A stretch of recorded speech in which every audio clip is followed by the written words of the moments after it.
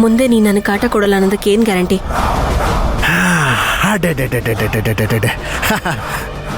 Madam ಅಂದ್ಕೊಂಡಿದ್ದೆ madam ಈ ಪಾಯಿಂಟಿಗೆ ಬರ್ತೀರಿ ಅಂತ. ನೋಡಿ ಮೇಡಮ್, ನಾವು ಯೋಗ್ಯರು. ನಾವು ಇಂಥ ಕೆಲಸ ಮಾಡಿದ್ರೆ ನಮ್ಮ ಮೈಂಡ್ಸೆಟ್ ಹಾಗಿರುತ್ತೆ ಅಂತ ಅಂದ್ಕೋಬೇಡಿ. ಎಲ್ಲರೂ ಹೀಗೆ ಇರಲ್ಲ ಮೇಡಮ್. ಮಾತು ಅಂದ್ರೆ ಮಾತು. ಒಂದ್ಸಲ ನಾವು ಮಾತು ಕೊಟ್ರೆ ಅದನ್ನ ತಪ್ಪಲ್ಲ. ಈಗ ನೀವು ಇದನ್ನ ಬ್ಲ್ಯಾಕ್ ಮೇಲ್ ಅಂತ ಕರಿತಿದ್ದೀರಾ, ಆದ್ರೆ ಇದು ನಮ್ಮ ಅವಶ್ಯಕತೆ ಅಂತ ನಾನು ಹೇಳ್ತೀನಿ. ನೋಡಿ ಮೇಡಮ್, ನೀವು ಒಂದ್ಸಲ 50,000 ದುಡ್ಡು ಹಿಂಗೆ ಕೊಟ್ರೆ ನಿಮ್ಮ ಎವಿಡೆನ್ಸ್ ನಿಮಗೆ ಕೊಡ್ತೀನಿ. You have to trust me madam. ಅರ್ಥ ಆಯ್ತಲ್ವಾ ಮೇಡಮ್? ನೀವು 50,000 ತಗೊಂಬಂದು ನನಗೆ ಕೊಡಿ. ನಿಮ್ಮ ಸಾಕ್ಷಿ ಆಧಾರನ ಹಿಂಗೆ ತಗೊಂಡು ಸೀದಾ ಮನೆಗೆ ಹೋಗ್ತಾ ಇರ್ಬೋದು. ನೋಡಿ ಮೇಡಮ್, ಇದು ಆದಷ್ಟು ಬೇಗ ಮುಗಿಸ್ಬೇಕು. ನನಗಿದು ಬಿಟ್ರೆ ಬೇರೆ ಕೆಲಸಗಳಿದಾವೆ. ಏನ್ ನೀವು ಕೊಡೋ 50,000ದಿಂದನೇ ನನ್ನ ಜೀವನ ನಡೆಯುತ್ತಾ ಏನು? ಇಲ್ಲ ಅಲ್ವಾ? ಯಾಕೋ ನಿನ್ ಬ್ಲ್ಯಾಕ್ ಮೇಲ್ ಜಾಸ್ತಿ ಆಯ್ತು ಅಂತ ಅನಿಸ್ತಾ ಇದೆ. ಸರಿ, ಮುಂದೇನು ಹೇಳು? ಇದನ್ನ ತಾನೇ ನೀವು ಅವಾಗಿಂದ ಕೇಳ್ಬೇಕಾಗಿರೋದು. ಇವಾಗ ಕೇಳ್ತಾ ಇದ್ದೀರಾ. ಓಕೆ ನೋಡಿ, 50,000 ರೂಪಾಯಿ ಹೊಸ ಬ್ಯಾಂಕ್ ನೋಟು ತಗೊಂಡು ನಾನು ಹೇಳೋ ಜಾಗಕ್ಕೆ ಬಂದ್ಬಿಡಿ. ಅಲ್ಲಿಗೆ ಬಂದಾದ್ಮೇಲೆ ಮೇಡಮ್, ಇವಾಗೇ ಹೇಳ್ತಾ ಇದ್ದೀನಿ, ಅಲ್ಲಿ ನಮ್ಮಿಬ್ಬರ ಮಧ್ಯೆ ಯಾವುದೇ ಮಾತುಕತೆ ಬೇಡ. ನೀವು 50,000 ರೂಪಾಯಿ ಆ ಹೊಸ ಬ್ಯಾಂಕ್ ನೋಟು ಹೆಂಗೆ ನೀವು ನನಗೆ ಕೊಡ್ತೀರಾ, ನಾನು ಹಂಗೆ ನಿಮ್ ಕೈಗೆ ನನ್ನ ಹತ್ರ ಇರೋ ಸಾಕ್ಷಿ ಆಧಾರನ ಕೊಡ್ತೀನಿ. ಅಷ್ಟೇ ಅಲ್ವಾ madam? Okay madam? Okay madam. See you madam. Bye madam.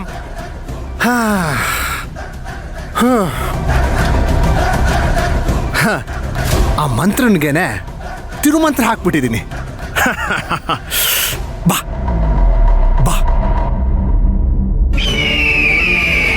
50,000 ಕೊಟ್ರೆ ಗ್ಯಾರಂಟಿ ಅಂತಾನೆ, ಆಮೇಲೆ 1,00,000 ಅಂತಾನೆ. ಇವನ್ ಅವಾಗವಾಗ ಮಾತ್ ಬದಲಾಯಿಸ್ತಾನಲ್ಲ, ಏನ್ ಮಾಡೋದು?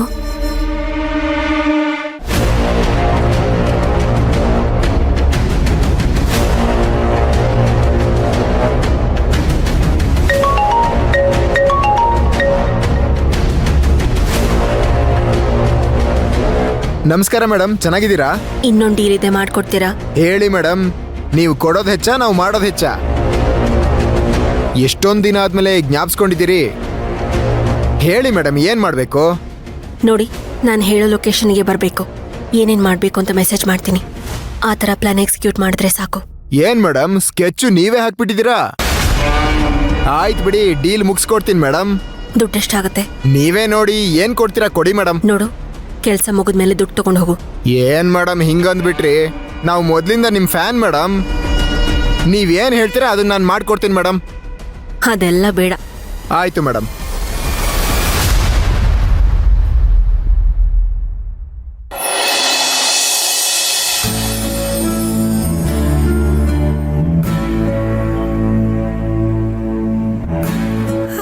ನಿಜ ಹೇಳ್ಬೇಕು ಅಂದ್ರೆ ಆ ಸೀರೆ ಸೆಲೆಕ್ಟ್ ಮಾಡಿದ್ದೆ ಸುಶಾಂತ್.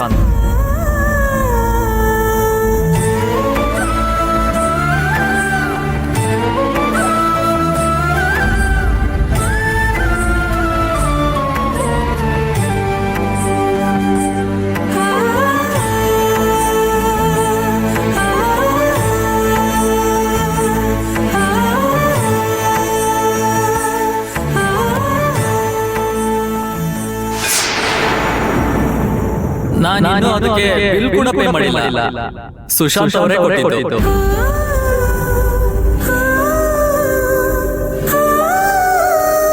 ಅಚ್ಚು, ಅದ್ಕೆ ಅಚ್ಚು ಸೀರೆ ನೋಡ್ತಿದ್ಯಾ? ಹೌದು ಅದಕ್ಕೆ. ವನಜ ಅವ್ರು ಫೋನ್ ಮಾಡಿದ್ರು, ಅವ್ರ ದೇವಸ್ಥಾನಕ್ಕೆ ಹೋಗಿದಾರಂತೆ. ಪೂಜೆ ಮಾಡಿಸಿ ಪ್ರಸಾದನ ನಿಂಗೆ ತಂದು ಕೊಡ್ತಾರಂತೆ. ಆಮೇಲೆ ಅವ್ರಿಗೊಂದೇ ಒಂದು ಆಸೆ, ಅವ್ರ ಮಗ ತಂದ್ಕೊಟ್ಟಿರೋ ಸೀರೆನಲ್ಲಿ ನಿನ್ನನ್ನು ನೋಡ್ಬೇಕಂತೆ. ರೆಡಿ ಆಗ್ಬಿಡ್ತೀಯಾ? ಸರಿ ಅದಕ್ಕೆ, ಬೇಗ ಬಾ.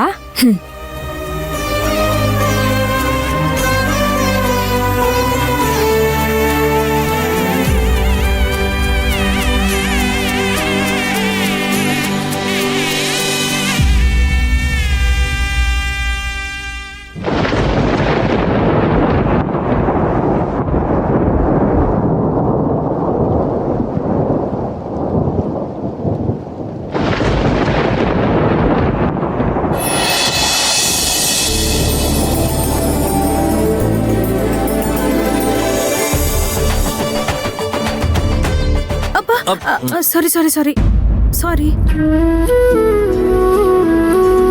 ಸಾರಿ ಅಂತ ಹೇಳಿದ್ನಲ್ಲ. ಶಾಂತಿ,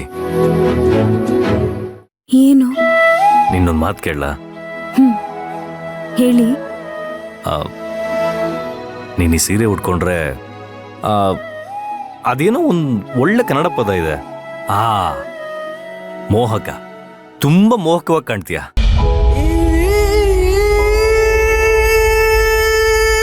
ನಾನು ಹೇಳ್ತಿರೋದು ನಿನಗೆ ಶಾಂತಿ. ಹೌದಾ? ನಿಜವಾಗ್ಲೂ? ಸತ್ಯವಾಗ್ಲು ಶಾಂತಿ. ಅದೇನೋ ಗೊತ್ತಿಲ್ಲ, ಈ ಸೀರೆ ಉಟ್ರೆ ನೀನು ನಿನ್ನ ಅಂದ ಡಬಲ್ ಆಗೋಗುತ್ತೆ. ಓಹೋ, ಅದ ಹೇಗೆ? ನೀನ್ ಹತ್ರ ಬಾ ಹೇಳ್ತೀನಿ. ಹೇಳಿ, ಪರವಾಗಿಲ್ಲ. ಹತ್ರ ಬಾ ಹೇಳ್ತೀನಿ.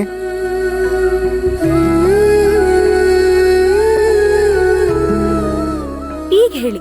ಆ ದೇವ್ರು ಒಳ್ಳೆ ಸಮಯ ತಗೊಂಡು ಒಳ್ಳೆ ಮೂಡಲ್ಲಿ ಇರ್ಬೇಕಾದ್ರೆ ಯಾವುದೇ ಓರೆ ಕೋರೆಗಳಿಲ್ದೆ ತುಂಬಾ ಅಂದವಾಗಿ ನಿನ್ನ ಕೆತ್ತಿದಾನೆ.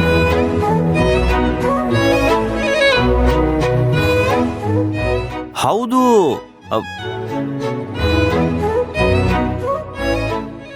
ಈ ಮುಂಗುರುಳು ಇದನ್ನ ನೋಡ್ತಾ ಇದ್ರೆ ನನಗೆ ಹುಚ್ಚಿಡ್ದು ಬಿಡುತ್ತೆ ಶಾಂತಿ. ತಿದ್ದಿ ತೀಡಿರೋ ಉಬ್ಬುಗಳು, ಸಂಪಿಗೆ ಅಂತ ಮೂಗು, ತೊಂಡೆ ಹಣ್ಣಿನ ತರ ಚಂದುಟಿ, ಮಾವಿನಕಾಯಿ ತರ ಇರೋ ನಿನ್ ಗಲ್ಲ, ಬೆಣ್ಣೆ ಹಾಗೆ ನುಣುಪಾಗಿರೋ ನಿನ್ ಕೆನ್ನೆ. ರೀ, ಸಾಕು, ನಿಲ್ಲಿಸ್ತೀರಾ? ಐ ಸ್ವೇರ್ ಶಾಂತಿ. ಅಲ್ಲ, ನೀವ್ ಹೇಳಕ್ ಶುರು ಮಾಡಿದ್ದು ನನ್ ಸೀರೆ ಬಗ್ಗೆ ತಾನೆ? ಇದೇನಿದು ಹೊಸದಾಗಿ? ನಾನಿನ್ನೂ ಅಸಲಿ ವಿಷಯಕ್ಕೆ ಬಂದಿಲ್ಲ. ಏನಿದು? ಒಳ್ಳೆ ಕವಿ ತರ ಆಡ್ತಿದ್ದೀರಾ? ನಾನು ಇಷ್ಟೊತ್ತರೆಗೂ ಹೇಳಿದ್ ಬರೀ ಪಲ್ಲವಿ ಅಷ್ಟೇ, ಇನ್ನು ಚರಣದ ವರ್ಣನೆ ಬೇರೆ ಇದೆ.